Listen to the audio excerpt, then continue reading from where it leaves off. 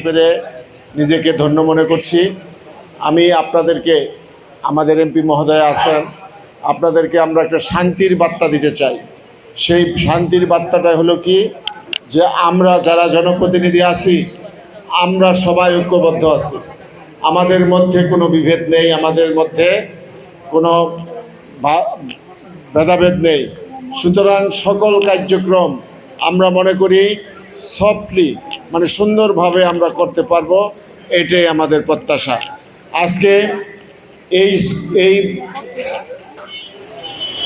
College যে অধ্যক্ষ উপস্থাপন করেছে, আমি বলতে চাই যে খেলাধুলা উন্নয়নের জন্য এই সরকার একটি প্রকল্প গ্রহণ করেছে। এই সিটি কর্পোরেশনে 27টি ওয়ার্ডে আগামী 1 বছরের মধ্যে আমরা 27টা মাঠ চালু করব ইনশাল্লাহ। 27টা মাঠ চালু করব। সেটা হলো আপনার ওই যে ফুটসাতের মাধ্যমে যে মাঠটা, যেটার মধ্যে ওই যে আপনার কার্পেট বিছানো থাকে এবং উন্নত মানের, এবং সেটার মধ্যে যে যারা বানাইছে তারা তো টাকা নিয়ে করে, এটা সেই ধরনের হবে না। এটা যেহেতু সরকারি জনস্বার্থে যেভাবে সুবিধা হয় সেইভাবে হবে। আরেকটা কথা বলি, আমাদের এমপি মহোদয় আছেন, আমরা চাই, আমার ইচ্ছা ছিল যে 27টা ওয়ার্ডে 27টা কমিউনিটি সেন্টার হবে। সেই কমিউনিটি সেন্টারগুলি হবে বহুমুখী। বহুমুখী কেমন? সেটার মধ্যে যেমন কমিউনিটি সেন্টার থাকবে, সাধারণ মানুষের ছেলে মেয়েদের বিবাহ, বিভিন্ন অনুষ্ঠান আদি সেখানে করতে পারবে, এবং সেটার উপরে আপনার ব্যায়ামাগার থাকবে, আপনার ওই যে লাইব্রেরি থাকবে, পত্রপত্রিকা থাকবে, আপনার বিভিন্ন ইনডোর যে খেলা, সেই খেলার জন্য কিছু ইনস্ট্রুমেন্ট থাকবে, রুম থাকবে, যাতে করে এই সরকারের উদ্দেশ্যটা কি? উদ্দেশ্যটা হলো গত 15-16 বছর এই ফ্যাসিস্ট সরকার জনগণকে ওই যে খাওয়াইয়ে, মানে কি কয়, আফিন খাওয়াইয়ে ঘুম পাড়িয়ে রাখতে চেয়েছে। আমরা সেখান থেকে জাগাতে চাই, আমরা ছাত্রছাত্রীদেরকে মাঠে নিয়ে যেতে চাই, যে মোবাইলের যে খেলা সেটাকে কমাতে চাই, কারণ খেলাতে যারা অংশগ্রহণ করবে তারা কিন্তু ওইটার প্রতি তাদের আগ্রহ কমে যাবে। আজকে আমাদের নেতা, যার নেতৃত্বে দেশের মানুষ গত 12ই ফেব্রুয়ারি নির্বাচনে বিপুল সংখ্যাগরিষ্ঠতার মাধ্যমে এই বাংলাদেশের সরকার ক্ষমতায় এসেছে। ক্ষমতা আমরা এটাকে বলি না, আমরা বলি দায়িত্বে এসেছে। এখন আমাদের যে দায়িত্ব, সেই দায়িত্বটা হলো গত 15 বছর আওয়ামী লীগ যা করছে, যে সকল কার্যক্রমের মাধ্যমে জনগণকে কষ্ট দিয়েছে, সেই কার্যক্রমগুলি আমরা করতে চাই না। আমরা সেই কার্যক্রমে কেউ যাতে অংশগ্রহণ না করি, আমার দলের সকল নেতা কর্মীদেরকে নির্দেশনা দেওয়া হচ্ছে যে আপনারা বৈধভাবে ব্যবসা বাণিজ্য করবেন, কারো চাঁদাবাজি, কারো জমি দখল, কারো কেউ মাদকের সাথে জড়িত হবেন না। আমরা যদি বিএনপি এবং অঙ্গ সংগঠন সবাই যদি স্বচ্ছ থাকতে পারি, তো জনগণের মধ্যে গত 15 বছর যে আপনার আফিম ছাড়িয়ে দেওয়া হয়েছিল, সেটা থেকে আমরা সঠিক পথে আনতে পারবো। আসলে মাদকাসক্তিটা হলো একটা খুব খারাপ জিনিস।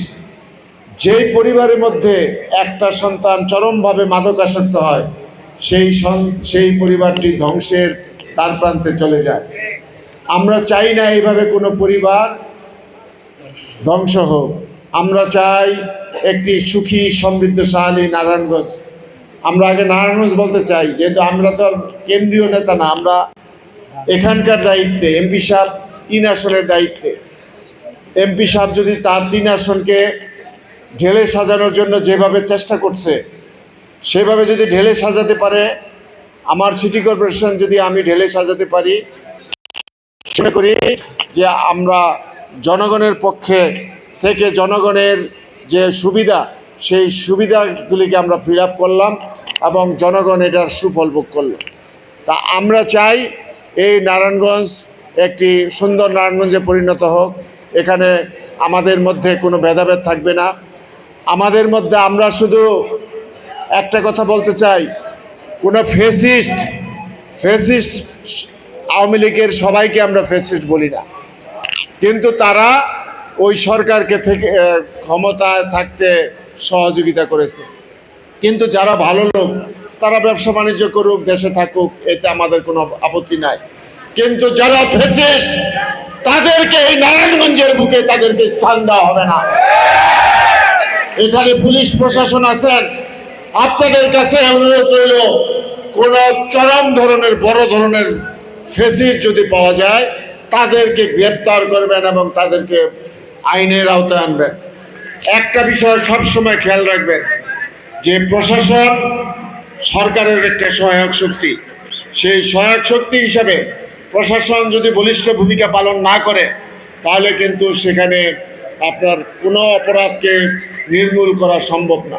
আমরা কিন্তু আমাদের এমপি মহোদয় আমরা সবসময় চাই প্রশাসনিকভাবে সকল অপরাধী, সে আমার দলের হোক, সকল অপরাধীর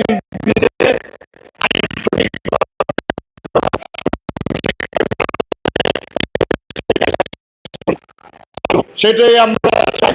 আমরা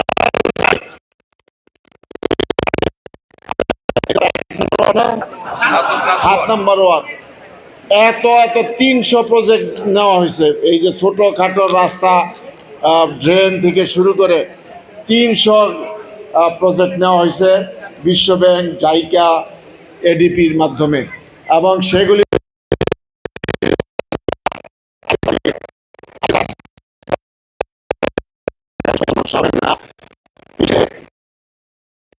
না, সেই লক্ষ্যে আমরা কাজ করছি। আমাদের এমপি মহোদয়রাও কিন্তু সেই লক্ষ্যে কাজ করছে এবং আমাদেরকেও সাহায্য সহযোগিতা ওনারা করছেন। আমি এখানে আসার আগে দুইটাই সিদ্ধিরগঞ্জের 2 নম্বর ওয়ার্ডের 2টা স্কুলে আমি মশা নিধন এবং আরেকটা খুব প্রয়োজনীয় জিনিস আছে, সেটা হলো যে মহিলারা জরায়ু ক্যান্সারে ইদানিং বেশি আক্রান্ত হচ্ছে, পৃথিবীর মধ্যে বাংলাদেশে সবচেয়ে বেশি। বর্তমান সরকার, তারেক রহমানের সরকার, একটা ইনজেকশনের দাম 15,000 টাকা। সেই ইনজেকশন আমাদের 10 থেকে 11 বছরের শিশুদেরকে, কিশোরীদেরকে সেই টিকা দেওয়া হচ্ছে। সেটা দেওয়া হলে সারা জীবন আর জরায়ু ক্যান্সার হবে না। পরবর্তীতে 12 বছর থেকে 49 বছর পর্যন্ত আপনার টিকার আওতায় আনা হবে, এবং যাতে করে এই দেশ থেকে এই জরায়ু ক্যান্সার নির্মূল হয়, সেটাই আমাদের প্রত্যাশা। আরেকটা বিষয়, এই যে আমি বলতে চাই যে ডেঙ্গুর একটা মৌসুম চলছে, এই ডেঙ্গু থেকে আমাদের সকলকে বাঁচতে হবে। সেটা বাঁচতে হলে আমাদেরকে সচেতন হতে হবে। শুধু সিটি কর্পোরেশন বা এমপি মহোদয় বা নেতাকর্মীরা একা করলে হবে না, প্রতিটা ঘরে ঘরে। আপনি দেখেন ডেঙ্গু মশাটা কোথায় জন্মে, আপনার বাথরুমের কমোডের মধ্যে পর্যন্ত ডেঙ্গু মশার জন্ম হয়। সুতরাং আপনার বাড়িঘর পরিষ্কার পরিচ্ছন্ন রাখুন, নিজেরা পরিষ্কার পরিচ্ছন্ন থাকুন, যাতে করে এই ধরনের কোনো রোগে আপনারা আক্রান্ত না হন। এই ধরনের ডেঙ্গুর যে প্রকোপ, সেটা থেকে নারায়ণগঞ্জ এই বছর অনেক কম আছে। তবে অনেক কম আছে বলে আমরা শান্তির ঢেকুর তুলব সেটা না, আগামীতে তো আরও সময় আছে এই রোগ হওয়ার। সুতরাং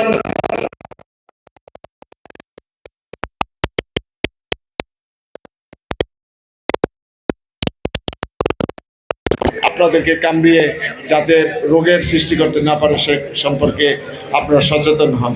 আমি বলতে চাই, আমি এই সিদ্ধিরগঞ্জের প্রতিটা খাল পরিষ্কার করব এবং ইতিপূর্বে বিভিন্ন জায়গায় কাজ শুরু হয়েছে, এবং প্রত্যেকটা খালের পাড়ে বৃক্ষরোপণ করে একটি গ্রিন সিটিতে পরিণত করব। এবং আমাদের নেতা জনাব তারেক রহমানের যে স্বপ্ন, সেই স্বপ্নকে আমরা বাস্তবায়ন করে এই দেশকে একটি সমৃদ্ধশালী বাংলাদেশ হিসেবে গড়ে তুলব, এই প্রত্যাশা ব্যক্ত করে, এবং আজকে এই অনুষ্ঠানে যে সকল অতিথিবৃন্দ এসেছেন সকলের প্রতি ধন্যবাদ এবং কৃতজ্ঞতা জানিয়ে আমি আমার বক্তব্য এখানে শেষ করছি। সবাইকে ধন্যবাদ। আসসালামু আলাইকুম।